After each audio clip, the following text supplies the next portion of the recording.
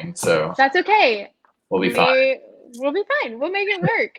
So, so for everybody joining us, hello. I moved today, so I'm now going to tell David the story of moving. So this new apartment is on the 3rd floor, and I was going to have my brother and my mom and my stepdad help, and we get here, and like we do round 1 of stuff up 3 flights of stairs, and like my poor mom is just like collapsed on the floor, like can't breathe. My 19-year-old brother is like, I don't know what we're going to do. And so I called my friend Mackenzie, and she came to help. And then poor Laura Howard offered to help. And I had that moment where I was like, all right, do I like let a person help me who is offered to help, or do I pretend that I'm strong and can handle it? And I said, no, I called Laura. So Laura Howard, if she joins on, when she joins on, gets the ultimate shout out today, because she's now my family's favorite person, including me. She helped move everything. It was, wow. I mean, just like she's a saint. She has earned her heaven points, if we believe in those, and yeah, she gets all the credit. So I learned a lot about asking for help and taking people's, like, when they offer help, you know, we always say like, oh no, it's fine. And this time I was like, nope, it's not fine. I need help. I'd say when it comes to moving, you take any help you can get. Yeah, it was crazy town. So I'm now in my apartment. I would show you all what's on the other side of the camera, but it's just boxes. So you can imagine that yourself. Julie Jones is asking if we have Bible study. I'm going to text her. So we got started a little late, and you know, Steve is asking if we missed you singing "Happy Birthday" to me, but no, they're not yet. I'm not gonna sing by myself on Facebook Live. I don't even have. You'd be saved for that. All what we usually get somewhere like 200, 300 views on this thing over the course of 2 weeks, and so I think that all 300 people need to hear you do a solo. I'm out. It needs to be like Rapper's Delight, though. It what? It needs to be like the Sugar Hill Gang Rapper's Delight, like one of the original rap songs from the 80s. I'm sure that's not my jam. So probably not. But yeah, we'll put a pin in that. We'll come back to it. We'll see. Okay. We'll circle back. This is my so I would love to see in the comments. So I have a fun question to start. What people are using to get out of Zoom meetings, like not like full excuses, but like what are you using to leave Zoom meetings when they're just on that? Like we all know those last 5 minutes, they're not fun for anyone. And so like packing was a great, like, oh man, I gotta go pack boxes. So now warning, David, I'll be using unpacking for maybe 2 weeks probably. But what is everybody using to get off their Zoom meeting? What excuses? Is it I got to go make dinner, even if it's 2 p.m?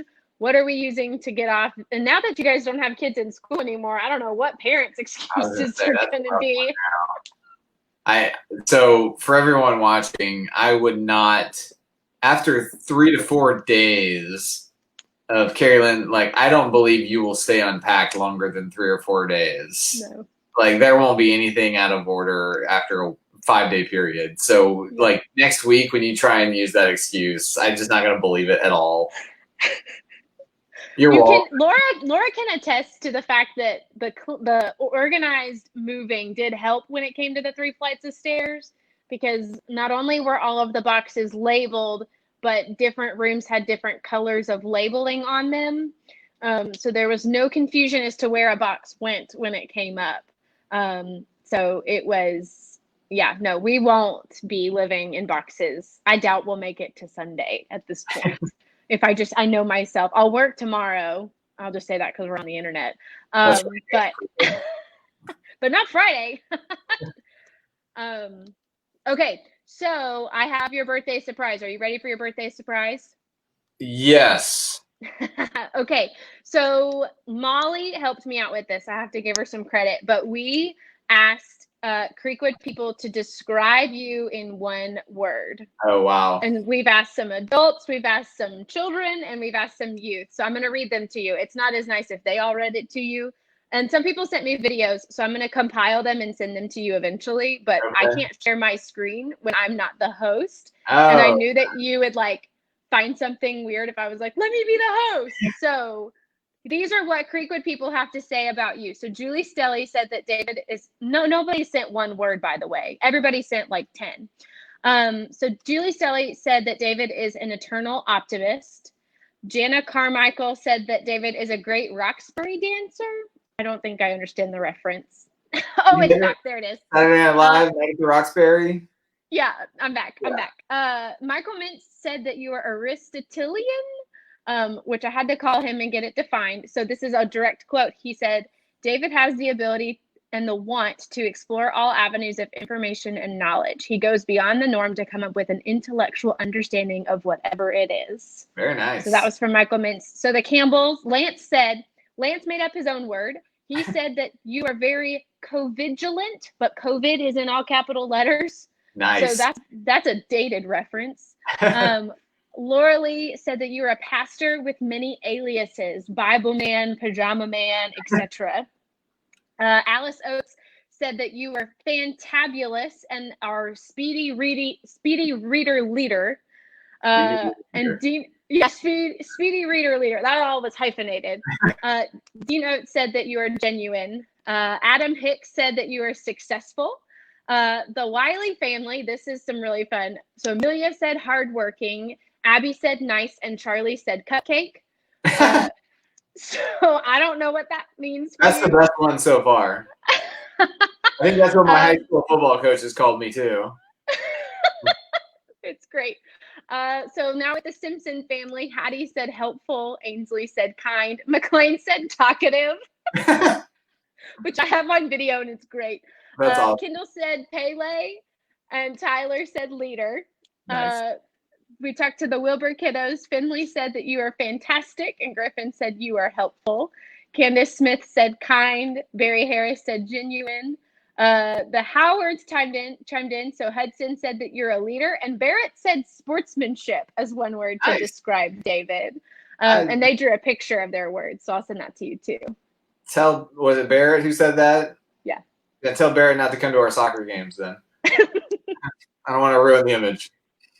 No one will fess up as to which member of the Bartholomew household said this. So someone in the Bartholomew family said goofball.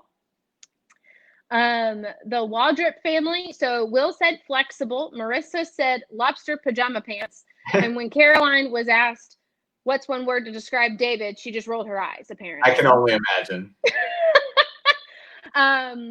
Mason Muller said amigo. We're bilingual in this family. Both of the Jen Still's kiddos, they said fun and kind. And Anne-Marie Barajas said funky fresh. Funky fresh, yeah. We have a rap. We have a rap. Okay, that makes more sense. And then Monroe Finley said that you're funny, and then Hardy said funny and a donut and a snack, which I don't know if he was putting in his order for lunch that day or associates you with donuts. Probably. And then Allie Potts may have been my favorite. She said that you are kind, a great friend, and secretly Bible man. How do people know this? I don't understand. And then I got a text from Beatrice Kuykendall. Sorry, I'm not butchering. Kirkendall. Sorry, Beatrice, if you're watching. But Max, so they were trying to ask Max as he was going to bed last night. But all Max could talk about when they were asking him about you is about donuts and the great snacks in the kids area. So when they kept saying, like, what's one word to describe Pastor David, Max kept saying great donuts. So Charlie said cupcake, Max said great donuts. But that is so I'll compile the videos and I'll send you this list. That's awesome. But that's what Creekwood has to say about you. I told them that they should be funny, but they were all very nice. So well, I was gonna say thank you, everybody. There is a funny. I cannot remember what kid it was, but there was one kid who they could not bring them around me, and like we ran into each other at the store, and the kid instantly thought there should be donuts because they associate me with church and church with donuts, and they got really upset because there wasn't any donuts at the store. And so there have been several kids who their parents won't let them around me because they automatically associate it with donuts, and they don't understand why there's not like donuts in the room. Oh, bless him. That's awesome. I think it's one of the funniest things. I've never, like I don't know if I'll ever be able to live that down anyway. Yeah. Well, for everybody watching, if I didn't ask you, I'm sorry. I came up with this idea 3 days ago. So if I had been more organized, there would have been a whole video, a slideshow, a drive-in movie, who knows. But comment what is one word that you think describes David for his birthday. You can be mean because nobody else has been mean so far. But you can also be kind and be real because we appreciate that here. But yeah, happy birthday. Well, thank you very much. That means a lot. And I got to be part of a special birthday parade with the Fairview Police who came by. That was pretty awesome. My dad arranged the Fairview Police to drive by the church while we were up there. When you're in with the mayor. Yeah, I mean, when you're genetically tied, he gets to do stuff for you. So no, it's really fun, and I appreciate all of this. And it's fun to do this on my birthday too, because Lindsay was joking that she tried to arrange it with as many people as possible, and I'm sure we missed people who might want to be there and who I would have liked to have seen. But she goes, I was thinking of what to get you, and since we've pretty much been at home for 3 months, like I just decided to get you people. So you could be with people, and I was like, that is the perfect gift for me. That's good. Well, oh, and my mother, I'm sorry, she wanted to add Chip Angel because you said it in a sermon one time. It's what are we all going to do when we get out of quarantine? We're going to go to Mexican restaurants and we're going to make chip angels. I see no problem with this. So, yeah. I was thinking about my excuse to get out of Zoom meetings, and it's like if Monkey comes in at just the right time, I can usually say something along the line. I've been using my kids regularly to say like, oh, you know what? I'm on kid duty. Lindsay's working and I've got to go. And I'm hoping that none of the people watching have been people I've done that to. Most of the time it's authentic. It may be like maybe 10 minutes earlier than I need to go, but most of the time I'm thinking, oh shoot, it's like butting up till noon and we haven't eaten yet, and they're going to turn into like gremlins. So most of the time it's authentic, but I will not deny that I have used that once or twice. But yeah, using Monkey the cat as a like, oh man, this is getting really annoying that he's in front of the screen all the time, and other people will get annoying at staring at a cat's rear end. So y'all have not been fortunate. Not the Howard kids, I have learned. No, the Howard kiddos do love Monkey. So I think I heard a meow at the door right on cue. So I'll be back to start on Micah here in just a second. This is David's excuse for an extra 12 seconds to prepare for Bible study because there is no cat. No cat this time, apparently. I feel like that's like my Mr. Rogers moment of instead of taking off my slippers and putting on the sweater, the cat comes in and walks in front and gives me mustaches for a little while. Anyway, all right. Thank you so much, everybody, for happy birthdays and everything in between. It's been really a great day. And if I will brag on my wife, if you have not looked at my Facebook post and seen the breakfast that my wife made for me, it's legit. It's awesome. So we are finishing up Micah today. We are going to be in chapter 7. If you haven't read yet, sorry, Howard. Yeah, the cat not coming in yet. I'm sure it'll make an appearance at some point. So we're finishing up Micah in chapter 7. If you want to open your Bibles or have it on your screen or wherever you may be at. And I don't know if by this point, like, do we need to recap Micah if we've been through 6 chapters? I feel like we've kind of done that. Anybody commenting here? We can describe it shortly as things are not ideal. Micah's super upset. You'll probably get the gist from chapter 7 because it's divided into 2 parts, and it really is a good bookend to the whole book. The whole, I guess, prophetic letter is the first half is all doom and gloom, and everything is. I mean, it's like dystopian. It's like watching. I'm trying to think the. Divergent is the thing that comes to my mind, or anything that you can think of that's like this completely dystopian, awful sense of power control and poverty and everything. And then the second half is like, but then God's going to come in and this is all going to be great. So we're going to have, I think today, in light of some recent events, we may actually have some really heavy conversation. And then hopefully we'll talk about where the hope is in all of this, because I do think that has been something we've been trying to emphasize And what we'll see is that even though like God's going to give the Israelite people up to all these things, just like in Romans 1, it's like yeah, I'm going to let you destroy yourselves for a little while to see what happens. God's intention is never to abandon us. And I hope that, through everything that we're talking about throughout all of Micah, especially for people who are watching who may feel abandoned or lost or lonely or alone, and are tired of Zoom meetings, that through anything and everything, God is never far from us. And I know that I don't know if you've experienced strength in that, but in doing this Bible study, it's been a great reminder for that. And it's been a really, really wonderful, it's been a spiritual tuning fork, I think, for times in which I've just gotten sick of this environment of COVID, to remember that God is not far, and with God, all things are possible. So, yeah, I think that is absolutely true. I think doing this study has put some sort of rhythm into a time that has no rhythm. Like, I know that there's households that have schedules, and 10 points to any of the households that continue to have the schedules that they had in March. But I'm not that household. I don't have a rhythm. I do normally. My rhythm's based on location.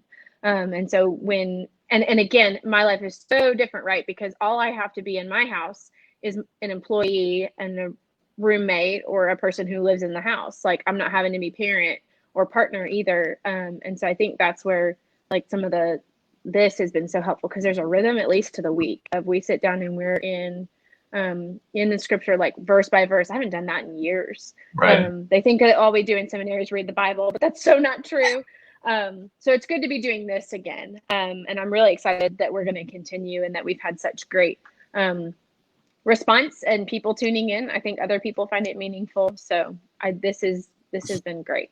Yeah, and all of you who have been regulars throughout Philippians and Micah, this has been super fun. I've really been enjoying chatting with y'all and having y'all. I feel like everyone's kind of got more comfortable in the comment section as well. And for Amanda and Taylor, who may have their kids before bedtime, especially Taylor, who enjoyed bedtime, we will do our best to read some of the stuff that you should not read to your kids before bedtime today. So I think that's a good segue to go ahead and start into verse 1 through 7. And this is pretty much the first half that we talked about in there. So again, if you're new with us, we just start reading and we stop when there's a point or a question. And whenever we have a point or a question, we'd love for you to chime in. And as well as you have questions as you go along, please write those down. Please scribble your thoughts out. Please participate. Stop us, because we'll, when you make a comment or question, we're going to stop and address that. Keri Robertson might have, my one word was horn frog. Keri Don's on here, horn frog. And the best thing was every car that drove by, people wore purple, or were waving purple streamers, and it was amazing. I feel like, and I was looking at your SEC just keeps popping out, and I'm thinking, I know why you have that, but I'm not sure why you're wearing it. It's not for your birthday. It's just the only shirt that was, because what I wore today was gross from moving. It's the only shirt that's not in a box. I'm so sorry. It's all right. It's all right. I've got respect for the SEC. So, all right, let's start reading. This is going to be chapter 7, verse 1, and it's going to start out with a bang with the words, "Woe is me," on there. So, all right. Woe is me, for I have become like one who, after the summer fruit has been gathered, after the vintage has been gleaned, finds no cluster to eat. And this is Micah talking, really, about himself. There is no first ripe fig for which I hunger. The faithful have disappeared from the land, and there is no one left who is upright. They all lie in wait for blood, and they hunt each other with nets. Morgan Carver, are you enjoying this for bedtime? Their hands are skilled to do evil. The official and the judge ask for a bribe, and the powerful dictate what they desire. Thus, they pervert justice. And we're going to talk about justice kind of through. It's prophetic, so you got to talk about justice. But here, the definition of justice is really where everybody has a modicon or a sense of power. And all throughout Micah, the problem is that only a few people have power. And they're extorting people, and they're forcing bribes, and it's just, it's really no bueno for anybody who's not in that seat of authority or power. And I think we'll probably get in a little bit to what that looks like in modern day within just ourselves or our churches or the world, as it seems right now. So Micah's calling out again, like he's basically saying the worst is happening. There is, I mean, it's murder in the streets, it's extortion, it is the worst of environments, and the leadership has let it come to this. So in verse 4, the best of them is like a briar. The most upright of them is a thorn hedge. If you don't remember Briar Rabbit, it's the thorn patch rabbit from Song of the South. The day of their sentinels of their punishment has come. Sentinels being guards on there. So the powerful people are not only, I mean, they're basically sending out their bodyguards and their warriors and their soldiers to hurt their own people in this. Punishment has come. Now their confusion is at hand. Put no trust in a friend. Have no confidence in a loved one. Guard the doors of your mouth from her who lies in your embrace. For the son treats the father with contempt. The daughter rises up against her mother. The daughter-in-law against her mother-in-law. That never happens, does it? Your enemies are members of your own household. But as for me, I will look to the Lord. I will wait for this God of my salvation. My God will hear me.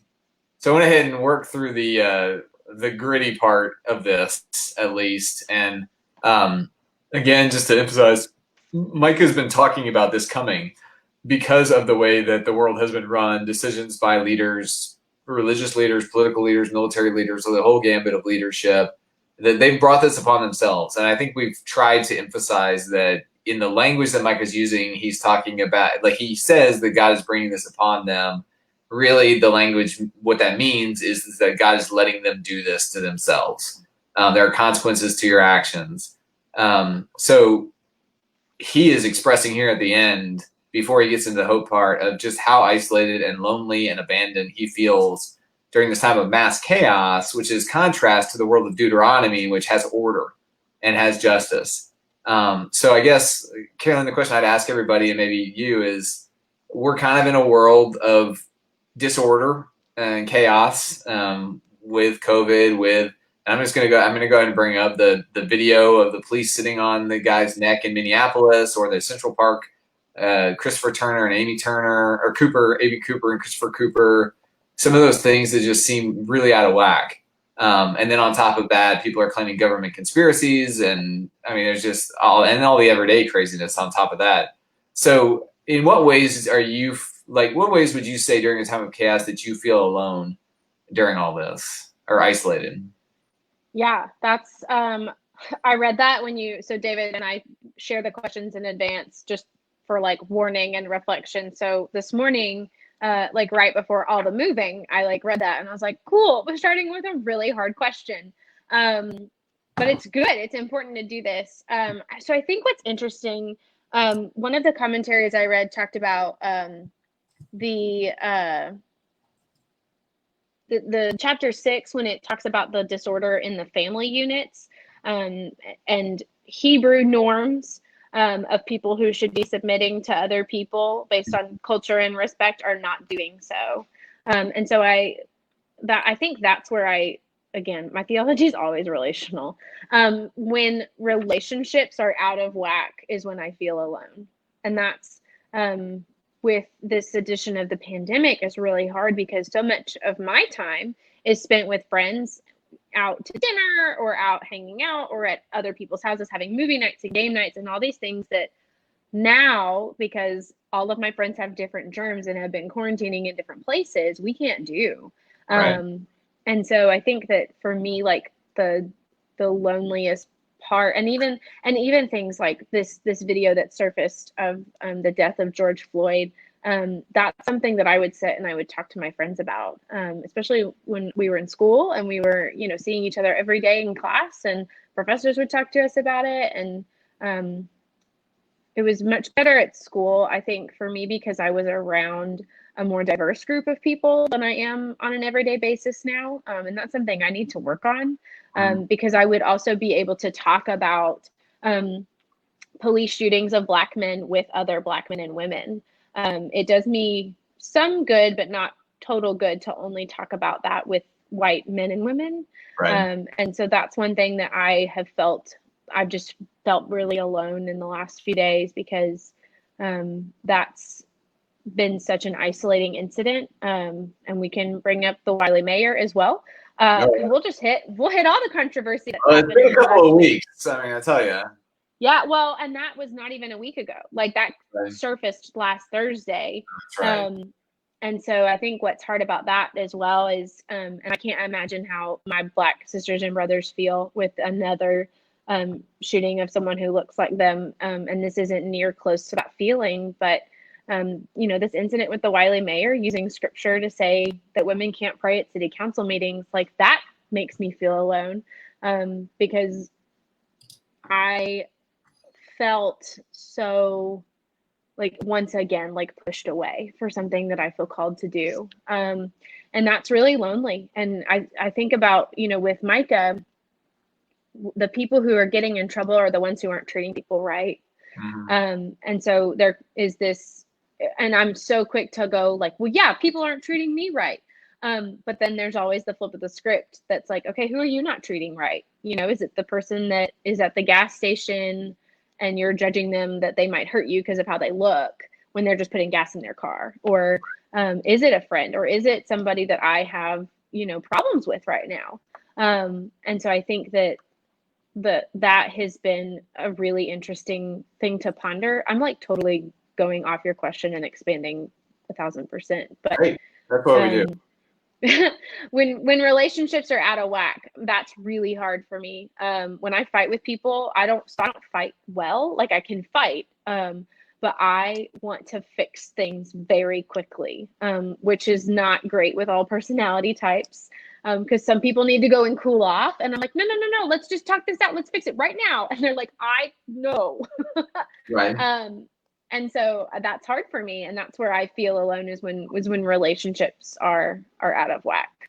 Yeah, well, I think that's what's going on in Micah is a lot of, like you mentioned, the relationships are completely out of whack and disorder is reigning, and this whole idea of a world that was supposed to be based off of equity and was supposed to be based off of loving your neighbor and loving God in reverse order, but also equal. Is just not happening. There's absolutely no love going on. It's all about power and it's all about what taking. And so the order of what relationships are even supposed to mean, the relationships we have are not just for us to pour into, but they're also to get something out of. And I think that none of these relationships are feeding anybody's soul right now. And so when they are out of whack, and I think that's when we see videos like those of the Wiley Mayor or Greg Boyd, that's his name. Yeah, I need to know the name, but I always forget. We see those videos and just the general I think it's hard. What I've experienced during this time and I'm relating to Micah because I feel like Micah feels like he's completely alone in the world. And usually we're in an office and surrounded by people, or we're in a church, or I'm in Target or something. Usually I make it a point to be around as many people as possible. And that's just not the case right now. And so when I do have thoughts or strong feelings or something, I don't have a natural safety outlet to let them out.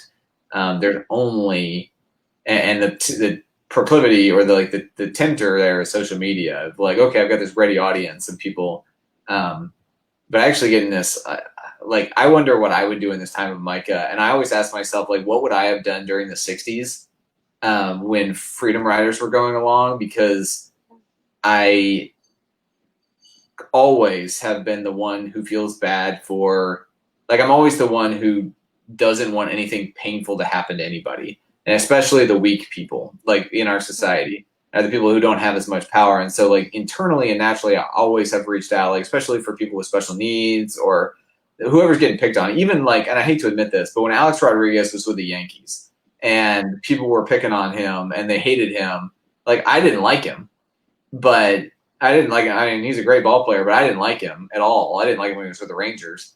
But the more people started picking on him, the more I started rooting for him, which is this really bizarre thing.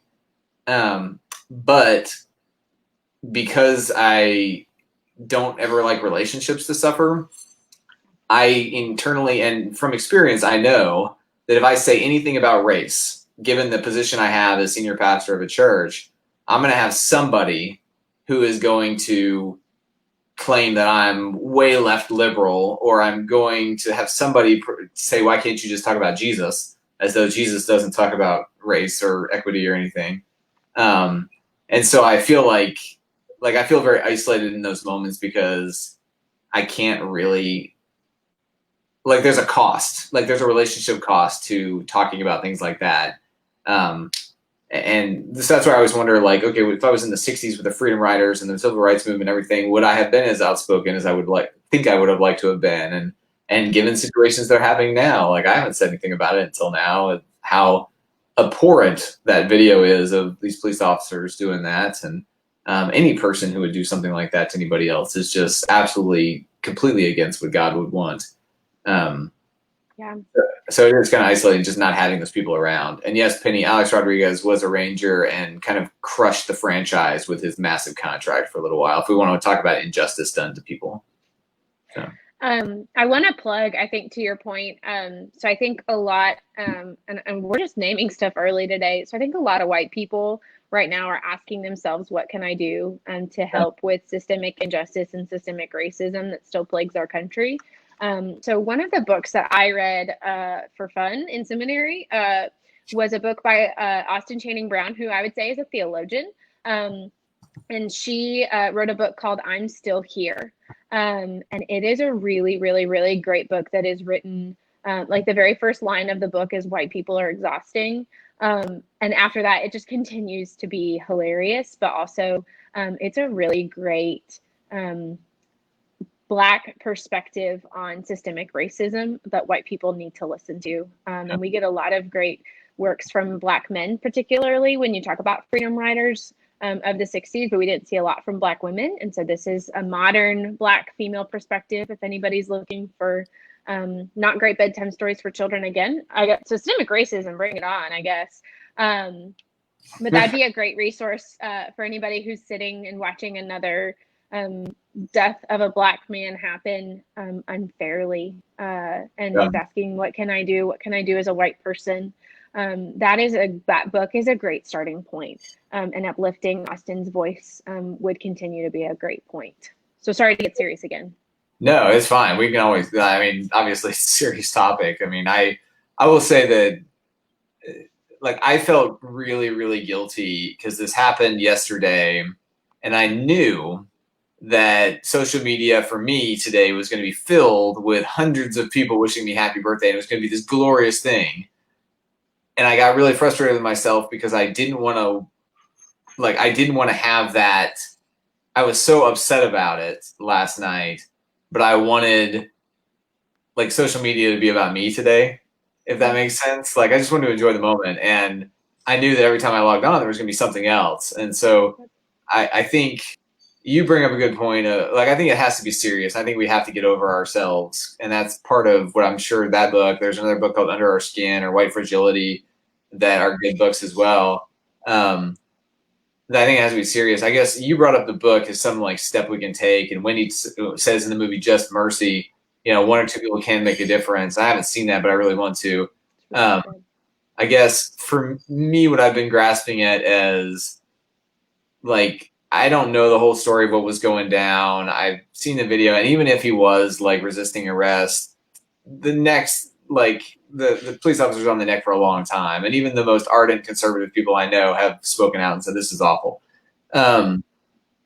So the question I've been looking at is, okay, when something that disturbing happens, and the worst they get is fired, perhaps, where do I find hope, and where do I find community, and where do I find justice in that kind of time? Like, so in this lawlessness of Micah, where everything is, I mean, you're living in the Wild West, where do you find hope before we actually get there?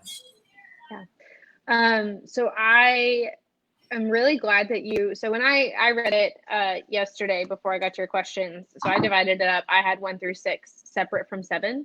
So I'm really glad that you kept in verse 7 in the portion that you read for us earlier. And I'll read it for the few that have joined us since David read it. It says, "But as for me, I will look to the Lord. I will wait for the God of my salvation. My God will hear me."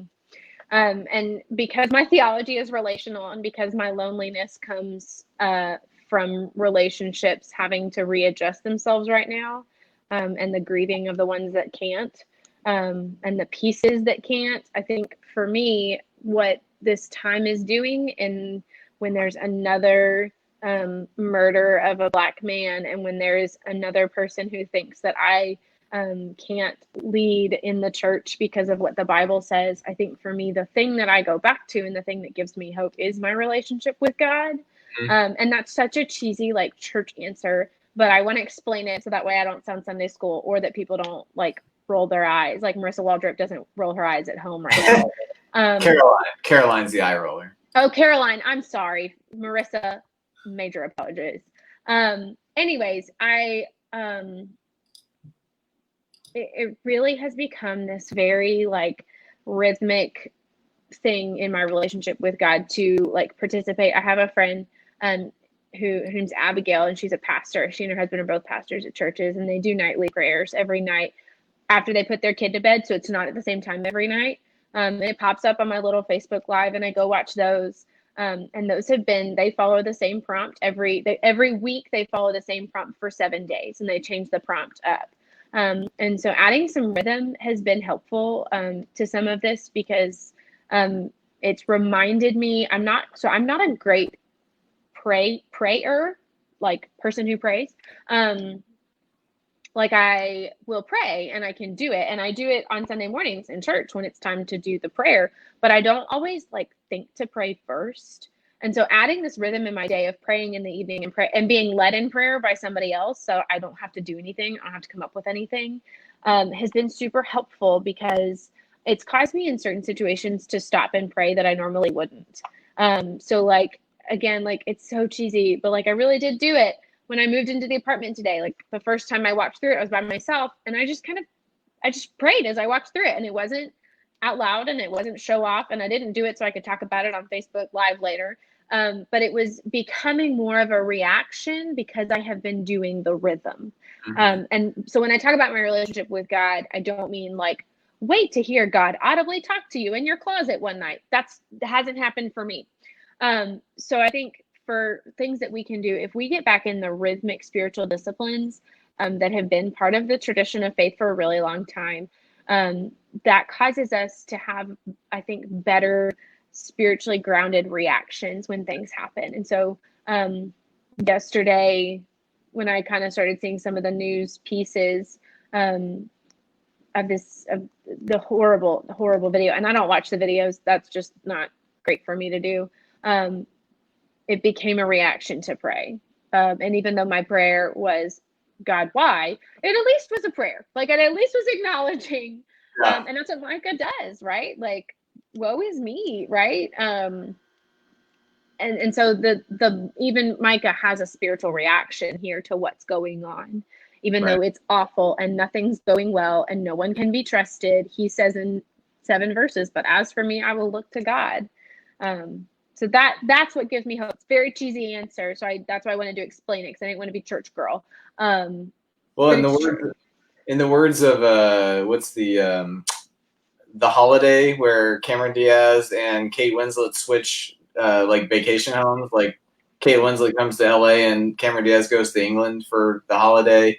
When Kate Winslet is talking to Jack Black, or the old guy that she's like ended up going to the Oscars with, says, I need a little more cheesy in my life. So I think we can be okay with cheesy. And I actually don't think it's a very cheesy answer. I think it's actually a very profound answer when we look at kind of a philosophical way or understanding of like what God is useful for. And I hate to say it that way because it sounds like I'm making God into a philosophical concept instead of this personal entity or personal spirit that really created and loved us. But from a philosophical standpoint, if you think of the situation in Micah as like this dystopian escape from New York or escape from LA situation, if you're only in that, or think of like a Syrian refugee, or somebody who's only caught up in Palestine or Israel even, or India or Pakistan, like all they know is like they're their temporary existence or their very limited existence, and it's all bad, you can only imagine that it's very easy to fall into the bad just to survive or to maintain a sense of power and justice. Like, okay, they did this to me, I need to do it back to them. And what God does is serves as a reminder that there is a larger picture to the world. And, you know, from a non-God sense, if you're in a dystopian escape from LA situation, but you know that across the harbor is this place where people aren't fighting and aren't, you know, out to kill you all the time in the streets, it kind of gives a little like, okay, I can at least escape to there, or not everybody is bad. And so therefore I can be, I can, so I think that prayer to a very personal God who also happens to be a very corporate God gives us this great sense of being a part of something larger than ourselves and larger than our situation. And so even though sexism and racism have been around forever, I feel like God still reminds me that they're not there at the end. And so, like, yes, I need to put in the work on myself, and I need to put in the work on our congregation, and I need to put in the work in the world, but I'm also not on an island by myself. And this incident doesn't, you know, I don't want to say the bad apple thing because I think racism is systemic and I think racism exists, but like, I guess it's I think I've said this in a staff meeting that the way that I know the world is still good is because the bad news still makes the news. Yeah. And it means it's still rare. Like, it's still the abnormality in the world.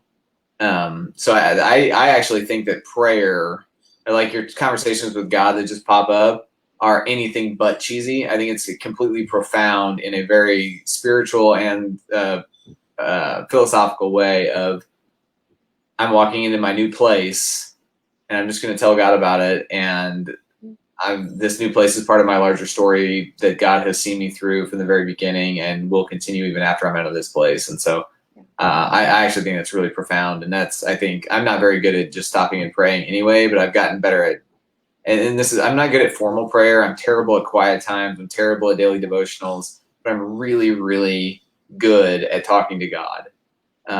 You know, and just kind of having that relationship throughout the day. So we've had some comments. We should probably look at some of those. Yeah, I'm going to answer Penny's question while you're looking at those. So she asked, what did you pray? So I think when I came in the apartment, it really was just, I think I just prayed like, thanks God for letting this not be a dump, because I didn't get to see it before I got here. Because that was a big fear, was that the internet lied to me and this apartment was not going to be good. You know, I prayed that moving would go well. And I, you know, I prayed that I wanted this place to be my place and be a haven and be restful, full of good sleep and good rest. Go ahead. I think she was asking what you were praying about the video about Greg Boyd. What I was praying about the video. Oh, yeah. Oh, sorry. You don't care about my apartment. So what I was praying, I think, but she asked specifically in the comments about the video. No, that's great. When the video came up, it was more of a reaction of, you know, God, I'm upset that this has happened again. I'm heartbroken that this has happened again. I'm still not quite sure what I need to be doing, but I need you to teach me the ways in which to move. And I think one of the biggest things that I prayed was I asked God to put people in my life who are going to help me continue to move in a direction that's going to be helpful towards ending systemic racism. And specifically, I prayed that that would be Black people who I can listen to during this time. And right now it's read their Facebook posts because I'm not with them. That was what I prayed when that happened. So Penny, thank you for asking that specifically. Yeah. Laura Howard commented on here, I feel isolated when I cannot have thoughtful conversations due to the strong one-sided opinions about our current environment, about how 24-hour news once brought us together, but now I feel as though it's separating. And I was talking about this.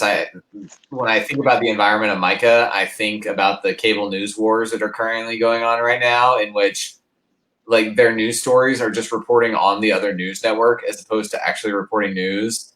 And it absolutely drives me nuts. And I think has led to a lot of the absence of discourse in the world, which I think like we said with relationships, like I have the same lack of diverse relationships like you were talking about, and now I do. In high school, actually, I had more, which is funny, but that to bounce those ideas off of. And so like even social media can be a isolation think tank to where the algorithm just takes what we like and gives us more of that. Yeah. So we never actually get the diversity of thoughts to lead us into a better place with more diverse relationships to bounce off of. For that, I think. Well, and I had, for me, just to again peek behind the curtain, for me, when something like this happens, I have specific friends that I go look at their Facebook when it happens, whether their algorithm pops up on my main screen. I have 3 names that I immediately go see what did so and so say about this, because it helps me begin my grounding point of what a response from me, may or may not warrant or look like. I don't post on Facebook all the time about every injustice in the world, because I would never stop posting on Facebook. So it was the same as the Wiley mayor. When that happened, I saw some really thoughtful pieces written by clergy women in our conference, and that led me to help begin to craft my response. And so I think too, social media, it is an isolating tool, and the algorithm can really, really screw us up and get us in the like a dog chasing its tail. So for me, to solve that, if anybody is interested, it's good to have friends where you know specifically to who to go look for to see what they're saying can be helpful. So I think Wendy brings up kind of the end of 7 where it's talked about, I will wait upon the Lord, for my God will hear me. And just the realization that there is evil in the world is kind of a hard thing to stomach.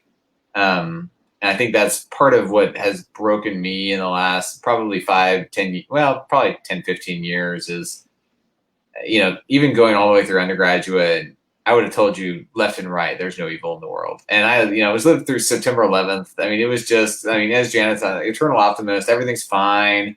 And like with my kids, they'll get upset about something. This is why I made an okay youth minister, but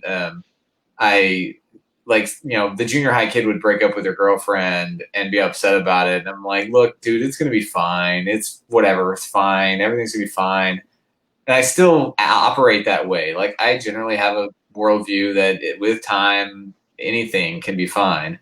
But then I do it to my kids, and my kids are like, no, this is not going to be okay. And so it's completely dismissive of that. So like over the last probably 15 years or so, it's become this reality that like there are some things that just aren't fine. And I can't just say, oh, time's going to work it all out. It's got to take intentional waiting upon the Lord to do that. And I think that I hear Micah saying, like, I'm going to wait for God to like wait 40, 50 years and then come and do God's thing to clean up the mess. But I've heard other people talk about, I'm going to wait upon the Lord as like a expression of servanthood. And so if the Lord is leading, I'm going to be there carrying the drink for him, or for God, I should say. And so if I'm doing that, that means I'm actually a servant alongside God in what God is doing. And so if I'm waiting upon the Lord, yes, I'm being patient, and God is going to come and bring justice and mercy to the world. But I'm actually going to wait with God and do God's work alongside the world as well. So, all right, let me move on to verse 8 through 10. So this is, like I said, it's the dystopian. Everything's awful. Everything's bad. There's evil in the world. We have to realize it. And again, we read these prophetic texts and talk about evil in the world because there is evil in the world. And the more that if you are somebody who says, I'm not going to watch the news because it's too sad, you have the privilege of not watching the news. There are people who don't have there are people who don't have to watch the news to see what's on the news because they live it every day. So I think that this is, I don't know, I think it's important that we do read these texts and about the hard times in the Bible to recognize that if God didn't abandon them then, and God didn't teach them and lead them then, or God did teach them and lead them then, that God will still do the same for us. And the church is the witness in the world to do that. So, all right, let's see. All right, I'm going to do verse 8 through 10 if you're following along. Do not rejoice over me, O my enemy. When I fall, I shall rise. When I sit in darkness, the Lord will be a light to me. I must bear the indignation of the Lord, because I have sinned against him, until he takes my side and executes judgment for me. He will bring me out to the light. I shall see his vindication. Then my enemy will see, and shame will cover her who said to me, where is the Lord your God? My eyes will see her downfall. Now she will be trodden down like the mire of the streets. So whoever this poor woman is who's been questioning God, I'm very sorry for her. In there, I would, I'm not really sure. I did not read why the feminine was used there necessarily for that, but unless I did, if you want the answer. Nice. So from the Robert Adler translation and commentary that I've been plugging and using every week. I don't have it with me because it's in a box somewhere, but I did read it before I put it in the box. The reason the feminine is used here is it's actually not talking about a person.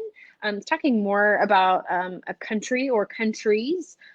So whether you want to interpret that as Israel and Judah in the contextual, or countries as a whole, even in the modern, we know scripture applies to both its own context and the modern context in different ways. So feminine language has often, and I think is often still used for boats and for countries, Right. which is interesting. Things that carry people and things that should bring people together. Yeah. That's why that's there. Women carry people and bring people together. Why haven't we elected a woman president yet? Or never mind, I'll leave it. We've already been controversial enough about women today. I'm going to leave it. You know what? We can do it. So here is this kind of day of restoration and hope. I think what's interesting in here is that Micah talks about bearing his own sin in indignation. Penny Porsche says that, people call their cars women as well. Oh, okay. Do women name their cars women? That's what I'm curious about. I have not named a single one of my cars, but I have helped name friends' cars that my friends have. So that is not a cultural phenomena I participate in. But the cars that my friends have, we used traditionally male names for their cars. Okay, interesting. Okay, Penny says yes, she knows women who name their cars women. The only woman I know who's named her car named it Mavis. So I'm not sure where Mavis came from, but if Rachel Smith is watching, so all cars are girls and they also carry the people. Jennifer named her first car. Okay, my first car was a Chevy Lumina that was silver, so it was the silver bullet. And that, I think I named my truck the Blue Bomber, and after that, it was just a car. I've always called my car by the model that it is. So my first car was a Toyota Camry, so I'd say load up in the Camry. Then I was cool and I had a Jeep. So you have to call the Jeep, like it's a capital T, the Jeep. And then I got a Highlander, and I do call my Highlander my almost mom car, because it's not quite mom car status, but it's it can hold a lot of stuff. So that's the nickname for it. It doesn't have a person name unless you name a child almost mom. I think you shouldn't. There's a comedian who talks about only rich people talk about their cars by the brand or the model, because most people just say go get in the car, but when you own a Benz, you say let's go get in the Benz, or let's go get in the Camry or something. But you don't say that for the Toyota Camry. No, not normally. So, Keri, Dawn, your car's name is Beauregard. Is that your truck? That's a fancy masculine or feminine. Right, Steve had a '69 Grand Prix Blue Bomber. That's a cool car. All right. So anyway, what I think is interesting is that Micah is actually joining in the movement of repentance. And I think that's an important note for, Laura was talking about cable news. My big deal is social media. I think everybody is entitled to their opinion. I don't think everybody needs to share their opinion. because most of us aren't experts on anything, but we're really good at a lot of things. And so social media has made us all into like thinking that we're experts on something that we're not really experts in. But so Micah has spent 6.5 chapters talking about how terrible these people are. And then he comes down and says, like, I'm part of this.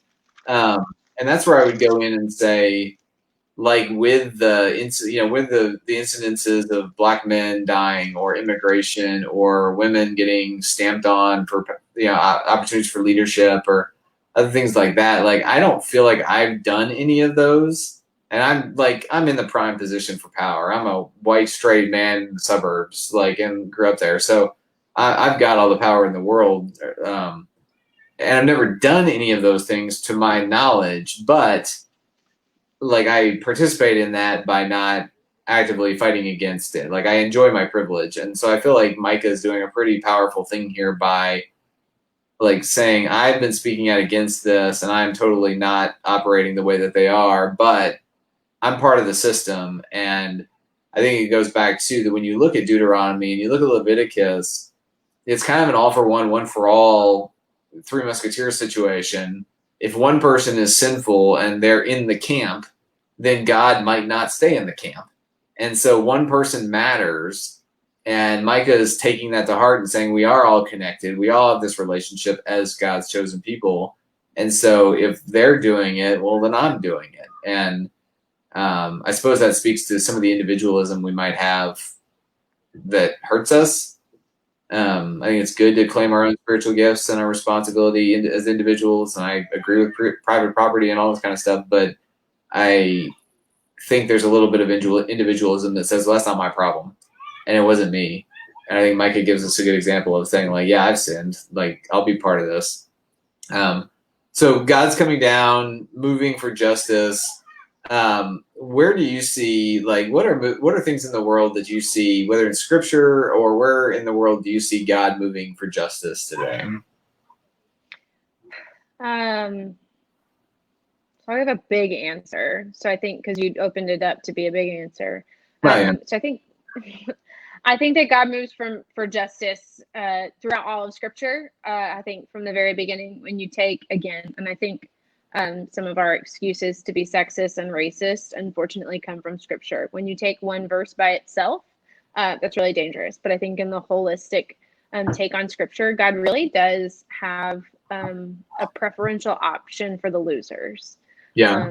Whether it be in some situations women, whether it be in some situations people of color, or people from different countries, or people who aren't from Israel, whatever it is, I think we see from the very beginning. I talked about Hagar a couple weeks ago, right? Hagar is the first person to name God and the first person who has a conversation with God that's not bad. Right. Or we look at I got to hop on the Zoom call for the Bible in 90 days yesterday, which is some of our, honestly, like, coolest congregants that we have are on that. It's a group of women and they're just fabulous. And they had to read all of Leviticus, Numbers, and Deuteronomy. And the reason I got to hop on with that call was those books of the Bible are my jam, because from the very beginning, if you go and you read Deuteronomy, it looks like it's a rule book, but it's really not. God tells us from the very beginning that what God is concerned about is us loving God and loving our neighbor. And I think that you cannot love your neighbor without wanting justice for your neighbor as well. Right. I think that if you have a neighbor who is oppressed and who does not have opportunity, does not have resources, look at Maslow's hierarchy of needs. If your neighbor doesn't have those things, loving your neighbor is working so that they can receive those things, whatever they may be. Right.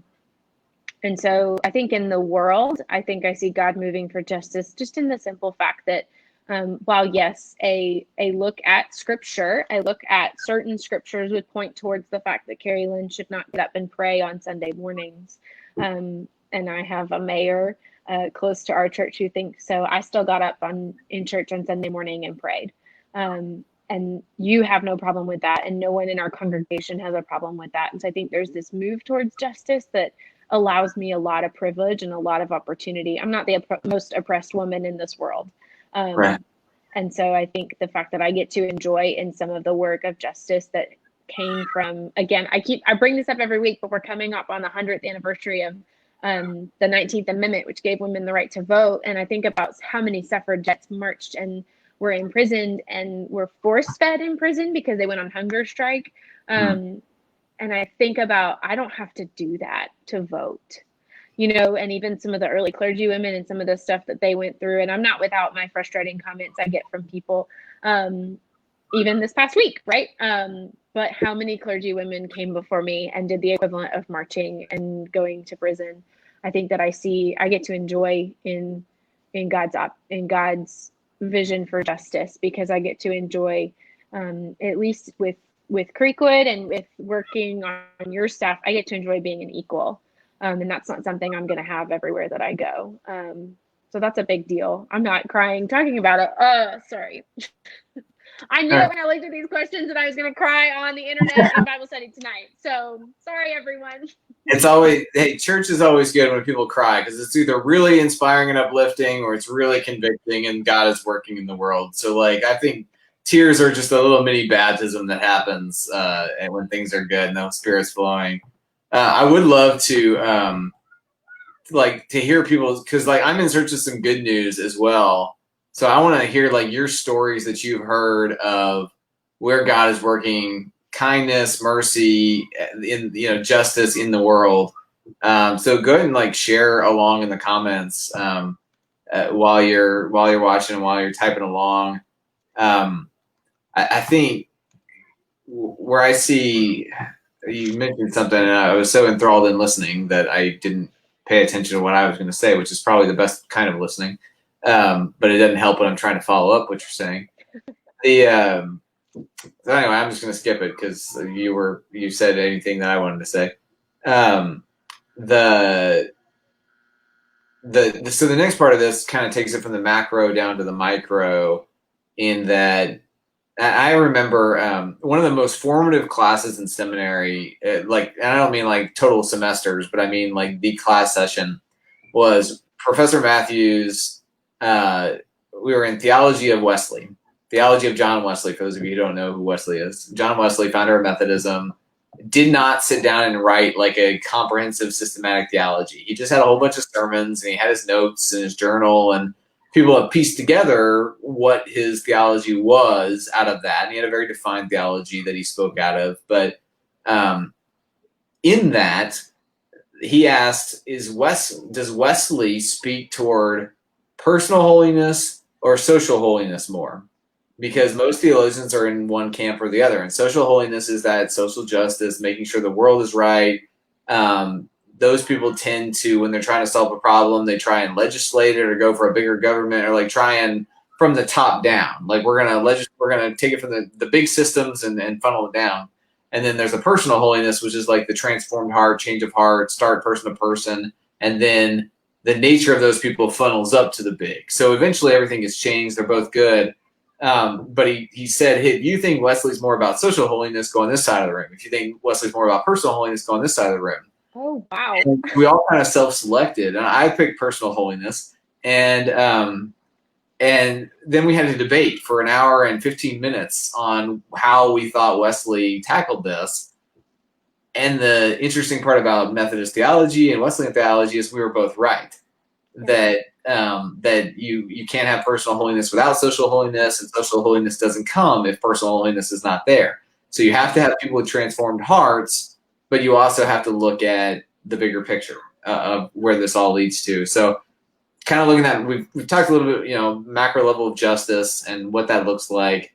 But we also have to stay tuned, like this whole thing where Micah is saying, bear the indignation of the Lord because of our sins and waiting on the time of the Lord. I guess if you're willing to be vulnerable, if anybody's willing to be vulnerable in the comments, has there ever been a time when you had to like kind of wait out the concept? All of this has been, I can't imagine if a prophet came in the middle of Craig Ranch and McKinney and said, you guys are awful and there's an army waiting, or you're going to all, here are the consequences of your actions. What my reaction to that would be. And so these people that Mike is talking to, they're having to wait out the consequences of their sins. So can you speak to a story about that, or can anybody speak to a story where you just kind of had to live in your bad choice, but you've also seen where God has redeemed you in that bad choice? Yeah. Again, it goes back to relationships, obviously. No, I think that but in all seriousness, even though I always go back to relational theology, I think that I had, and maybe I'm still currently going through an experience where a relationship with a person was severed, whether it be by my actions or by theirs, probably a little bit of both, actions and words. And I think that waiting again, I want to fix it. I want to fix it right there. Right. And this situation, that's just not what's happening. And so, I'm writing out a very uncomfortable relationship that is difficult to navigate, and there's no pamphlet for this. And I'm living out some consequences of my actions here with this, because severed relationships are severed for a reason. And they're not always fixed overnight, right? As much as we wish that forgiveness for everyone looked like instantaneous, everything's fine, back to normal, that's just not being human. And so I think that's, and I'm being very vague because we are on the internet. And so hopefully it's, I don't know, relatable for some people. Yeah. Probably a pretty personal question to ask on the internet. Let's not let's not tag anyone in this. Yeah, I know. But it's hard because I think there are also times in which I find out later the thing I did wrong in a relationship, or the big thing in front of me that I'm missing. And that's hard because that moment of humility, nobody likes to be wrong. People who say they like to be wrong are liars. Everyone wants to be right all the time. Like, even people who are humble want to be right all the time. Right. So those moments where I have to admit, like Micah did in 8 through 10 that you talked about earlier, I thought that was a great point. The moments where I have to admit that I messed up, and it may not be fixed right then, are important. And I think that the times in which friendships specifically have rekindled or taken on their own new beautiful form, is the good out of that. I think that was part of your question. But it takes time, for whether it's because your lives move apart and they come back together, or there is an incident.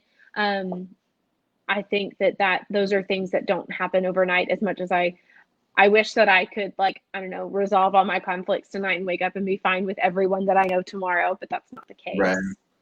Yeah, so every time that Lindsay and I have a big fight, it usually comes because we've gotten complacent in our communication, and we've gotten complacent in the way that we try and love each other and serve each other. And so we end up having these big fights, and often have to live with the consequences of what happens in these fights. And we don't really do them often, but when it happens, it generally, I feel, brings to light things that we have become complacent on. And therefore, God uses those moments to say, okay, wake up, and here are the things you can do differently. But you still have to live within those couple of days where you know that you said something really stupid to the one you love the most, or a meaningful relationship. And I was thinking about a time, well, there's multiple times I could talk about, but I remember in 6th grade, we were still in elementary school at 6th grade, and this group of kids that was not exactly the cool kid club on the block had built this elaborate fort out of some of the tree line that used to be along the fence line at Lovejoy Elementary. And it was really pretty good, thinking about it. They were really inventive with this, and they'd been working on it for weeks and forming this little game and club. And really what every 6th grade boys, should do. They were having fun. And I was just entering into this time in which I was awkward and feeling like I wanted to be part of the cool kid club. And so I knew about it, and then I found out about this plan that they were all going to go throw rocks at it and destroy it, and they were going to race. And it was just one of those things that I knew I should try and talk people out of it. I knew I should warn the other kids. And I didn't do anything whatsoever. Like, I completely just walked along and watched it happen. And it came to light. And I was kind of the kid who, even to now, I can bridge the gap between like the cool kids and the nerdy kids quite well.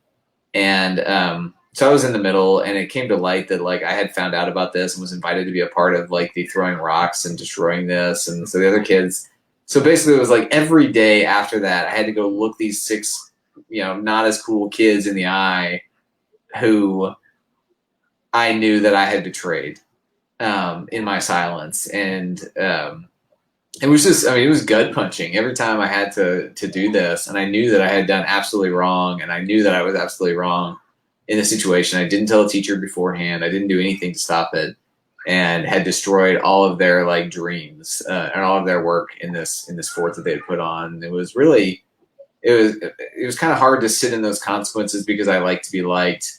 And it didn't totally fix the situation right then, but it did give an anchor point for later on when I would realize that like popularity was not the end all be all of what it means to be in the world, and that it's more like the kinder that you are and the more just that you are, the more healthy relationships you're going to have, and the more joyful then your life is going to be. So that was a pretty big hallmark where I had to kind of live in my own sin for a little while of neglecting the poor, neglecting the weak to serve my own interests there for a little bit. And all right, I'll tell you what, let's go on to, we've gotten some heavy personal stuff here, so we're going to get really into hope. So thank you for being vulnerable as always.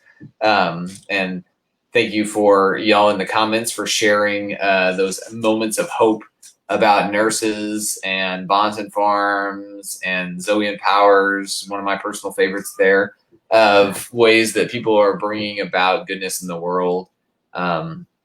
And some of those where we talk about Micah 6-8, what are you required to do in the world? Seek justice, love kindness, walk humbly with your God. And I feel like a lot of those ones with the nurses are the loving kindness moments. And then Bonton Farms and Zoe are the very seeking justice moments. And again, they all kind of work together. So I'm going to do 11 through 20. So this is going to seem long, but this is the hope part of this. I want you to think about, as we talking this is all supposed to happen in the future. This, as Carolyn and I were both sharing stories of, we've got to live with the consequences of our actions. They happen, even though we want to brush them under the rug and just tell people to get over it. They don't, and so you have to live in it. So Micah is sitting in the midst of his own confession, the confession over Israel and Judah of what they have to sit in, but then he's speaking these words of hope that are not going to happen anytime soon. And so I want you to think about what the power of hope is, and how do we maintain hope in this world. So let me read, and we'll maybe break here. So verse 11, it says, "A day for the building of your walls. In that day the boundary shall be far extended. In that day they will come to you from Assyria to Egypt, and from Egypt to the river, from sea to sea, and from mountain to mountain. But the earth will be desolate because of its inhabitants, for the fruit of their doings. Shepherd your people with your staff, the flock that belongs to you, which lives alone in a forest, in the midst of a garden land. Let them feed in Bashan and Gilead, as in the days of old, as in the days when you came out of the land of Egypt. Show us marvelous things.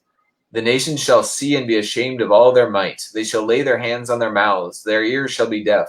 They shall lick dust like a snake, like the crawling things of the earth." Again, Morgan Carver, if you're here for bedtime, this is a great imagery. "They shall come trembling out of their fortresses. They shall turn in dread to the Lord our God, and they shall stand in fear of you. Who is a God like you, pardoning iniquity and passing over the transgression of the remnant of your possession? He does not retain his anger forever, because he delights in showing clemency. He will again have compassion upon us. He will tread our iniquities underfoot. He will cast all our sins into the depths of the sea. You will show faithfulness to Jacob and unswerving loyalty to Abraham, as you have sworn to our ancestors from the days of old." And so 2 sections here. Obviously, that last part is the good news of that we, very, very beginning. God is there. God delights in clemency. God likes to show God's mercy. Like, God is not there to zap lightning bolts and collect as many skulls as possible. God is delights and loves to be kind and to seek justice and let mercy flow. This is connected to a lot of, if you're to talk about like a community's formation narrative, the formation narrative coming out of Exodus, in which they were there and they were promised all this land, and land being a sign of promise. So part of the part of the language of promise here is that your territory will expand.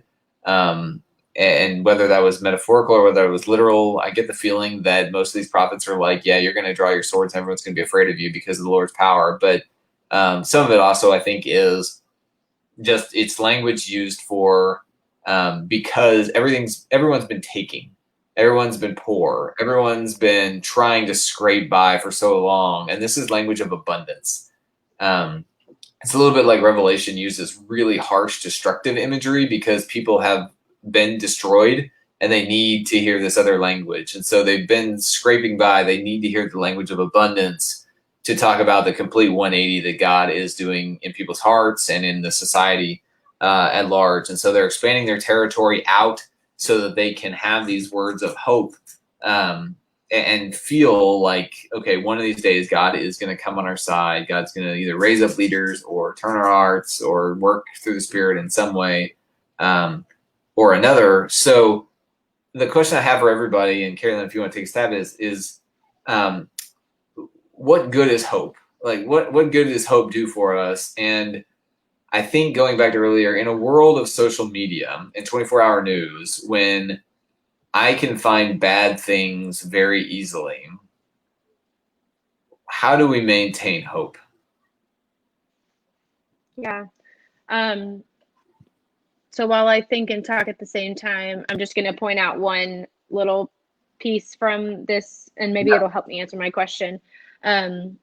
So in verse 20, there's a reference to Jacob and to Abraham, and maybe this is answering my question. Because Jacob and Abraham, if you're up on your Old Testament or you're in the Bible in 90 Days group and you've already read this, Jacob and Abraham are given really important promises. And they're tailored towards a specific group of people, and they're name dropped here. And so it's this, again, reminder that the promises that God gave to Jacob and Abraham remain, and the same loyalty, the word loyalty is used here, that and God's flipped it, right? That you will show faithfulness to Jacob and an unswerving, or this is to God, sorry. You will show faithfulness to Jacob and an unswerving loyalty to Abraham. And I think the holding to what we know to be true about God. I think where we've seen some flailing about of people, to use a proper academic term, is when people are forgetting what they know to be true about God. Yeah. People think that God sent a virus to punish us and to get rid of a portion of the people on this earth. And that just, we have forgotten what we know to be true about God. And I think that's, theologically conservative and liberal alike. I think that, sometimes even in our including other people in the family of God, we leave out other people, and we've forgotten what we know to be true about God. That God would sit with the wily mayor, and God would listen to the wily mayor, and God would show compassion and love to the wily mayor, right? God would also sit with George Floyd, and God would show compassion in George Floyd. And it's so strange and it's so difficult that both are made in God's image, and that both God has this incredible love for, but it's the same for you and me. And so I think where we find hope is remembering what we know to be true about God. It's remembering the past. There's a verse in a psalm that says, I meditate on the things that you've done. I remember the days of old. I meditate on the things that you've done. And I think that continues to give us hope, is when we can remember what God has brought us through. I think this was preached one time. If we remember what God has brought us through, we'll remember what God is going to bring us through now. And so there will be a time where coronavirus is something that'll be oh my God, remember when. And it doesn't feel like it now, and that's not going to be tomorrow. But I know that God has brought people through plagues and pandemics before. And our job in that is to remember and to speak to what we know to be true about God. Right.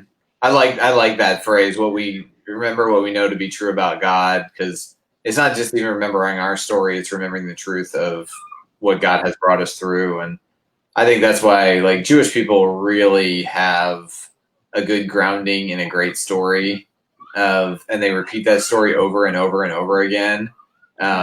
Considering what Jewish people have been through in the history of their people, like, I mean, they've got amazing amounts of hope about them. And Christianity sometimes, like, Christianity has, I think, I mean, obviously I'm a Christian, so I think they have the best story of what is true about God, with a God who's willing to, like, take on flesh and go to the cross and choose all this for us and ultimately bring us life.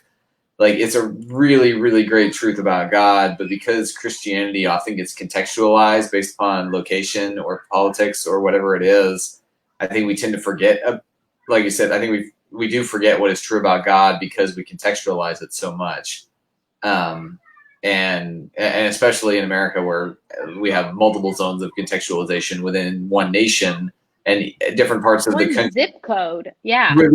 Yeah. I mean, like, different parts of Texas have different, as unified as Texas is around the Alamo, we still have different narrative stories or different origin stories of Texas.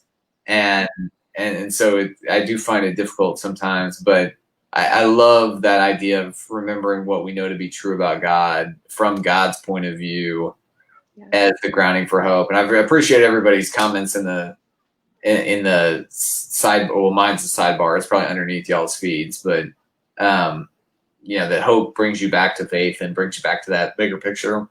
The quote from Desmond Tutu that Wendy mentioned is one of my favorites as well. Hope is being able to see that there's light, God's light, despite all the darkness. And, it's one of those things that reminds me that every time the sun rises, it's a new day. And that we made it through another one. And if you can make it through the last one, you can make it through the next one. So I think hope is incredibly, like, when Paul says that when you strip everything, all the flashing lights away, and the only things that remain are hope, faith, and love, like, those are the things that get you from day to day with the ability to still take on the world and find that God is absolutely fulfilling God's promises in all of these things. And I appreciate when God shows us little glimpses of what heaven is going to be like. Matthew Bradford would say it's Disney World. And she already did twice, and last week too. But I think, and that's where, like, we hope church on Sunday is, like, whatever the rest of your week looks like, let's give you a little let's give you a little slice of heaven right now. Whether that be the way you're greeted when you come in, or the joy of people in the building. And let's not make it fake. Let's not make it overproduced. Let's just have a little glimmer so that when you go to work the next day, or you're back in your relationship that's strained, you have this vision of what can be. And I think that's where, I mean, even if you're a great engineer and you've got this vision for the next great Disney park ride, like, you've got this vision in your head that exists. It's an imaginative vision of what can be. And even if it takes you years and years and years to make that ride, you at least have envisioned it. And in the great words of Walt Disney, if you can dream it, you can do it. And so I believe that God does inspire, like, I think hope does come from this vision that God gives us, and then the little glimmers along the way of, we talked about sanctification a lot in Philippians. Like, I have had moments where I've been in conversations with friends, with Lindsay, with my kids, other things, and I have thought that moment was perfect. Like, that moment was when we were in the presence of God together and everything was perfect. Now, we quickly get out of that a lot of times, but seeing that moment lets me know what can happen. And if it can happen once, it can happen again. Yeah, I think to add to your point, like, one of the moments I think I've experienced entire sanctification was at a funeral, of all places. Yeah. And so I think that to continue to, and I think there was a quote that really I used over and over again when I was a senior in high school. If you seek God, you will find God. But I think I would change it now to, if you seek moments of entire sanctification, you will find moments of entire sanctification. So I think that that's a really good challenge, maybe, for people to push on. We've challenged you to put in spiritual disciplines. We've challenged you to read books about racism. So we'll just add another one.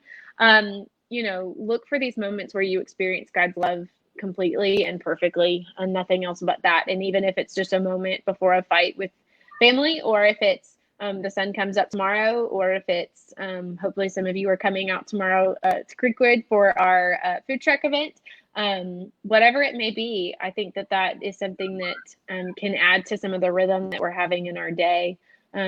Is, how are we looking for those moments in order to be part of God's perfect love? Right. Which, for everybody watching, there is a prayer practice called Examine by, St. Ignatius? Is that who it was? Ignatius of Loyola? Oh, come on. You're just graduated seminary. You're supposed to know all this stuff. Yeah, no. Do I hear a buzzing? That was my dryer. I'm sorry. Welcome to my new apartment. Okay. I was just nervous that there was like a weather alert or was like an Amber Alert and I needed to look at it. It's just the dryer. Right. My AirPods pick up everyone else's sound, even though your fancy ones do not. You know what? If you join the New Baruch millennials, then you can also get pros. That was awesome. What was I going to say anyway? Totally got off place. Ignatius prayer exam. Oh yeah, so there's a prayer practice called Examine, y'all, that's out there, which is like you mindfully at the end of the day clear out your environment and you sit. You can do it with writing or you can just do it in your head and you walk through what happened that day. And what it's meant to do is kind of clear your mind or clear your heart of anything you're carrying with you. And so, like, at the end of the day, you could be exhausted from the last 10 minutes of the day, or you could have had one conversation that just ruined the whole day, or you could have seen a video or whatever. And so you sit and you walk through the whole day. And what you generally find, and you ask yourself, what did I do? And then where was God? And some of the times it could be, I was far from God. Some of the times it could have been, God was healing me. Some of the time, so you walk through and you find the moments in which God was healing, and you find the moments in which God was inspiring. And what it does is, at the end of the day, instead of just going to bed mad or exhausted or jealous or whatever, it reminds you that there's a larger story and that God was present during those times. And so you find those moments of sanctification and grace within a day that might have been hard. So I sent a link while you were talking, and I was listening, where it's the examine prompt. There's a webpage, so I'm going to post that in the comments right now for everybody. If that's something that you want to take part in the next few days or tonight, there's some prompts there that give you just some ways to go about this. Here you go, boys and girls. Here you go, Howards. Waiting outside.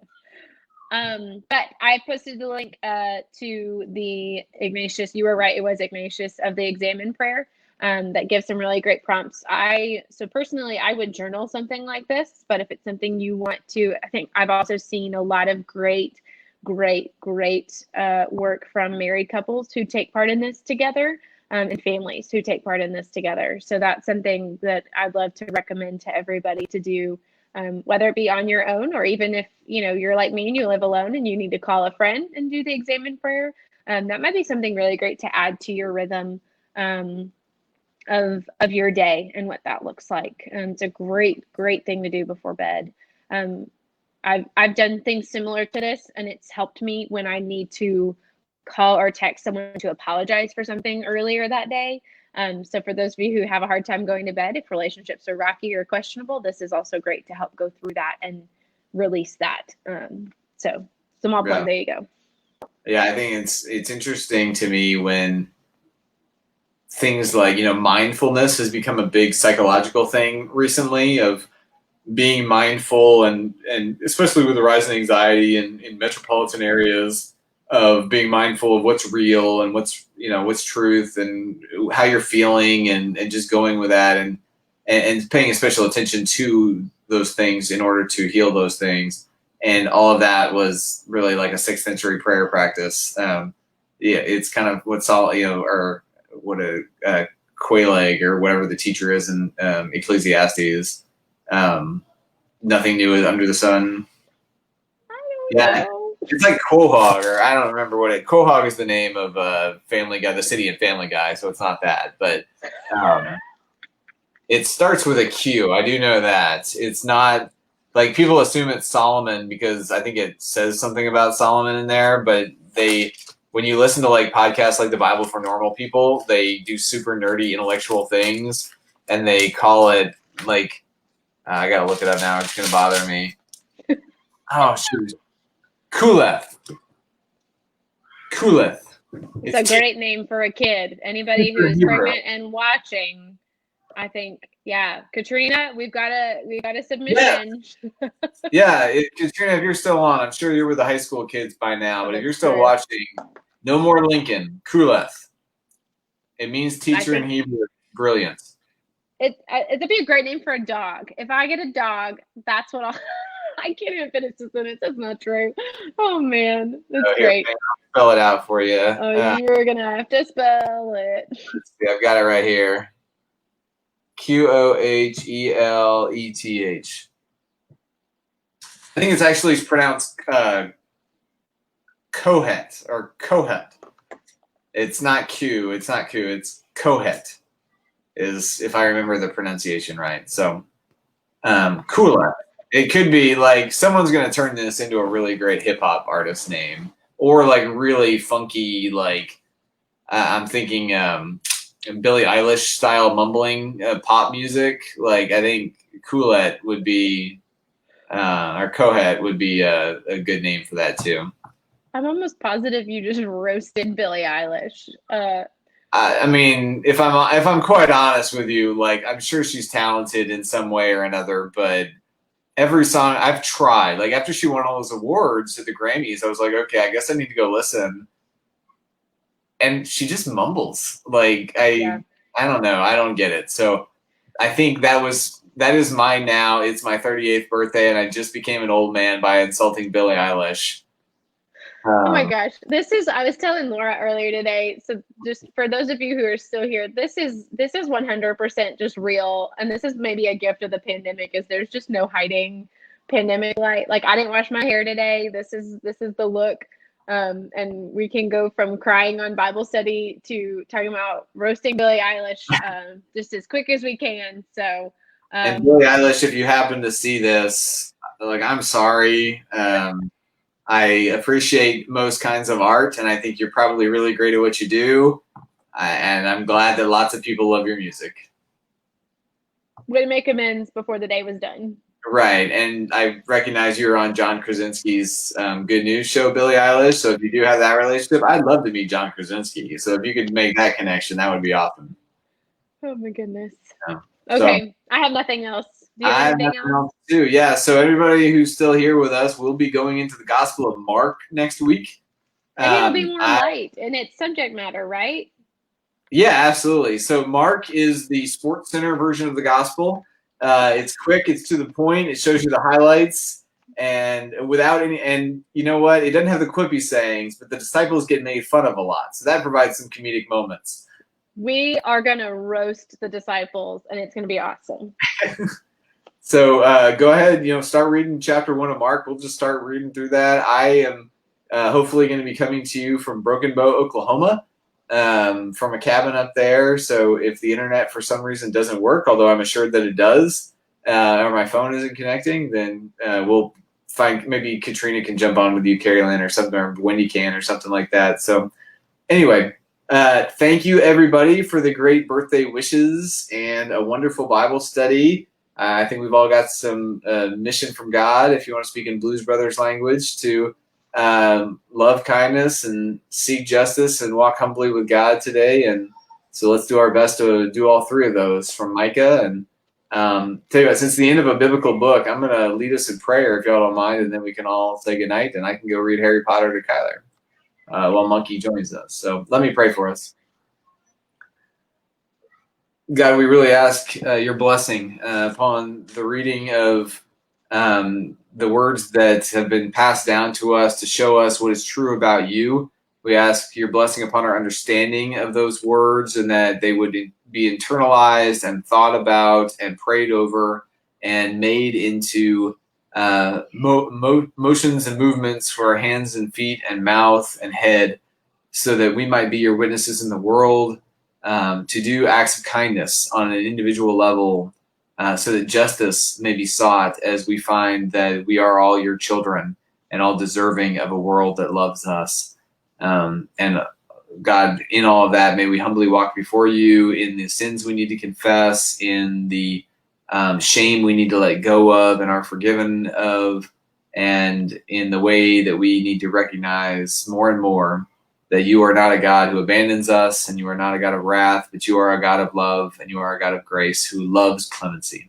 And so, God, it's in your name that we thank you for this time together. And all God's people said, amen. Awesome. So, yeah, Kathy, I will enjoy the vacation, although it's a working vacation. We just needed to get away out of the house. So, like, I'm going to the office tomorrow, I think, for the first 4-hour stretch since 3 months ago. Wow. I'm doing a baptism tomorrow, actually. I'm doing a baptism. We're going to video it and put it in the service on Sunday. So So I'm fun. super excited about that. But yeah, we're going to be half play, half work up in Broken Bow, and hopefully it'll, I don't know, if I didn't have like 3 things that are time sensitive, I would probably just play. But anyway, thank y'all so much for being here with us. We are really grateful for you. This is one of the highlights of my week. I could have punted it on my birthday, but I wanted to do it on my birthday because it's so great to be here. So yeah. Anyway, all right, y'all, have a wonderful night. We're going to sign off. Thanks, everyone.